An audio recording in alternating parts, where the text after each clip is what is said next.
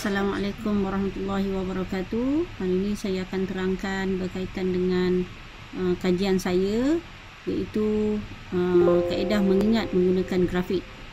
Okey, kenapa saya buat kajian ini dan kenapa saya menggunakan teknik ini dan kenapa dia dapat membantu saya di dalam pengajaran dan pembelajaran sejarah, terutamanya untuk meningkatkan keputusan peperiksaan sejarah, terutama tingkatan 4 dan 5 lah, tingkatan 4 dan 5 sebab mereka ada essay dan structure. Okey, jadi macam mana kaedahnya saya terangkan satu persatu.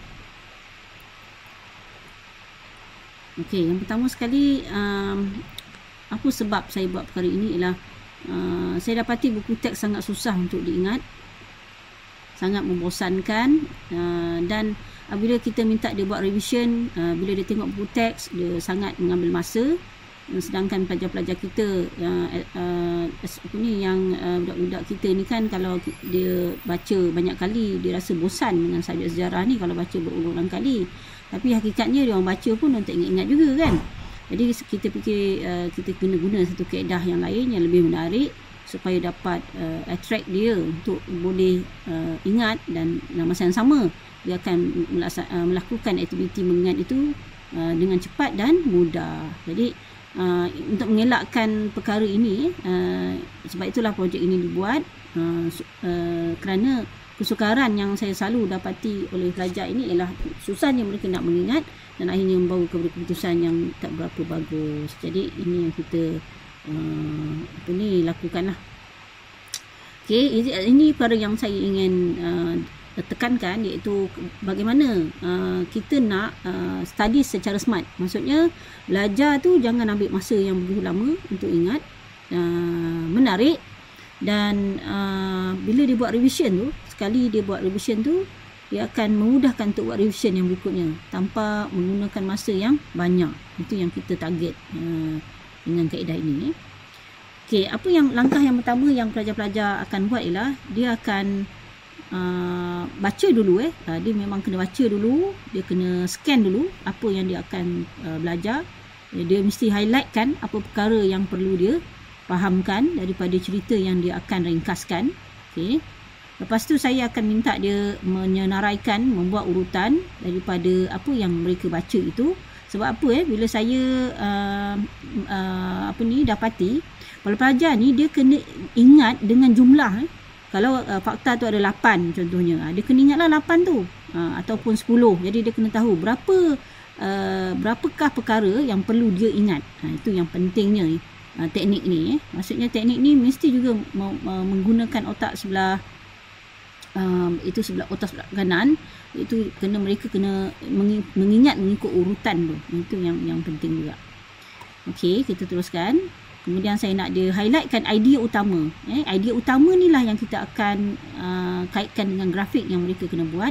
Highlightkan idea utama ini adalah perkara penting ataupun pokok ataupun inti kepada cerita tersebut. Okey. Lepas tu adalah aktiviti-aktiviti yang kita nak dia buat, supaya mereka memahami konten dulu. Maksudnya lukisan ni tak boleh dibuat kalau dia tak faham konten, nanti lukisannya salah. Jadi kita minta dia faham konten dengan beberapa teknik, kata kunci, cari kata kunci, kemudian semak kata kunci, dia sesuai atau tidak sesuai. Okey, seterusnya barulah mereka akan memahami konten yang mereka belajar tadi. Kemudian seterusnya kita memang memfokuskan kepada kebolehan dia untuk menggunakan kedua-dua belah otak dia, iaitu membuat urutan dan menyenaraikan. Tapi kita gunakan otak sebelah kanan, kiri kanan pula adalah untuk dalam bentuk grafik tu tadi. Okey. Saya nak apa? Saya nak pelajar ini boleh mengimajinasikan peristiwa itu, supaya dia jelas dalam kotak pemikiran dia. Bila soalan tu soalan kebat, dia boleh nampak sebab dia telah mengimajinasikan. Contohnya kalau kita membuat satu lukisan berkaitan dengan Malayan Union, dia nampak keadaan Malayan Union tu, dia buat spanduk, ada orang yang ada tokoh-tokoh yang terlibat dalam cerita tersebut. Jadi dia seolah-olah berada dalam suasana tersebut. Itu yang kita nak wujudkan lukisan tu. Sebabnya kalau pelajar ni, terutama subjek sains, budak sains, cikgu pun faham kalau budak sains ni dia nak suruh imajinasi ni payah pada mereka.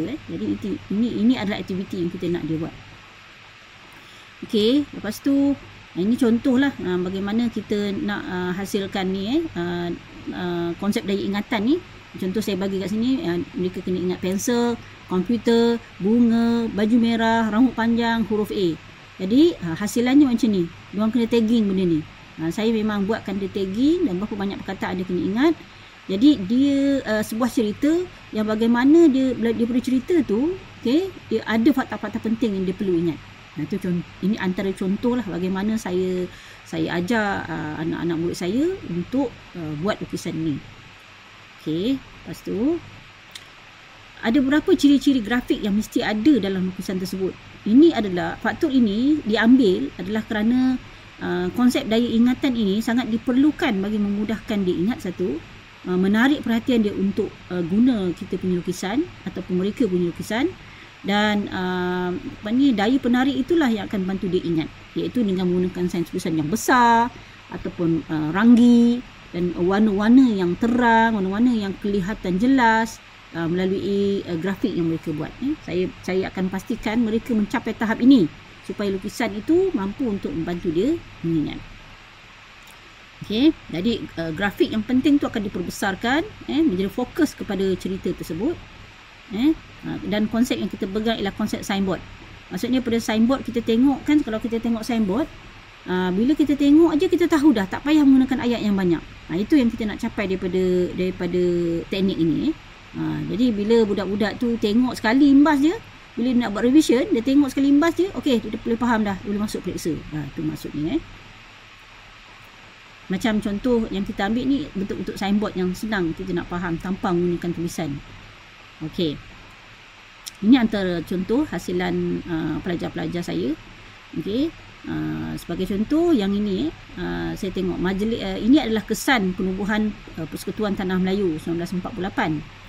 Kesan dia ialah yang pertama ni ada nombor tengok ada nombor mengembalikan kedudukan Raja-Raja Melayu. Saya memang minta pelajar tu buat muka tu muka pun ada kaitan. Muka tu menunjukkan excited. Lepas tu bila raja tu dia pakai crown ni adalah raja. Keris ni adalah lambang kepada Melayu. Mengembalikan kan, kalau kita cakap mengembalikan hak Melayu contohnya. Jadi dia dapat grafik dia macam tu. Jadi dia boleh ingatlah, dia ingat okay, apa ni perlu ingat ialah raja pegang pegang keris itu menunjukkan kepada mengembalikan kedudukan Raja-Raja Melayu. Begitu juga dengan contoh yang ni, mengiktiraf kedudukan istimewa orang Melayu. Mengiktiraf kedudukan istimewa orang Melayu, kalau kawan-kawan tengok, saya letakkan yang Melayu tu duduk nombor 1 kan. Jadi orang Melayu tu tengok, menjaga kedudukan istimewa orang Melayu, mengiktiraf kedudukan istimewa orang Melayu, ada letak Melayu tu nombor 1. Bermakna kaum-kaum lain tu ada bersama dengan mereka, tetapi Melayu itu nombor 1. Ini adalah perlambangan yang kita nak dia ingat. Jadi bila dia nak cepat, dia tengok je gambar ni, dia boleh ingat. Contohnya macam 9 kan. 9 tengok dia pakai crown. Ini sebenarnya nak tunjuk Raja Melayu ada 9 orang. Tapi kita nak bagi dia ingat, kita bagi dia warna dia terang. Ini yang saya kata teknik ini memang memerlukan kreativiti, tapi saya pilih pelajar-pelajar yang pandai untuk buat, dan terhasillah satu lukisan yang membantu dia untuk mengingat dengan mudah, pantas dan cepat. Itu sebenarnya yang kita fokuskan. Okey, terima kasih. Terima kasih kerana mendengar. Dan ada banyak lagi contoh-contoh sebenarnya yang saya boleh tunjukkan, tapi saya rasa dari segi konsepnya cukuplah untuk memberi kefahaman kepada orang lain bahawa saya menggunakan teknik ini dah lama. Saya rasa dekat 8 tahun dah saya gunakan kaedah ini. Saya telah cuba berbagai-bagai kaedah lain, akronim macam-macam lah, sejarah macam-macam kaedah yang kita cuba gunakan, tapi kaedah ini yang paling cepat supaya dia boleh mengingat. Paling cepat itu satu perkara yang kita nak cepat tu kan, tetapi yang lebih bagus lagi ialah ingatan itu jangka masa panjang. Ingatan itu jangka masa panjang, itu yang kita inginkan. Okey, terima kasih semua. Assalamualaikum warahmatullahi wabarakatuh.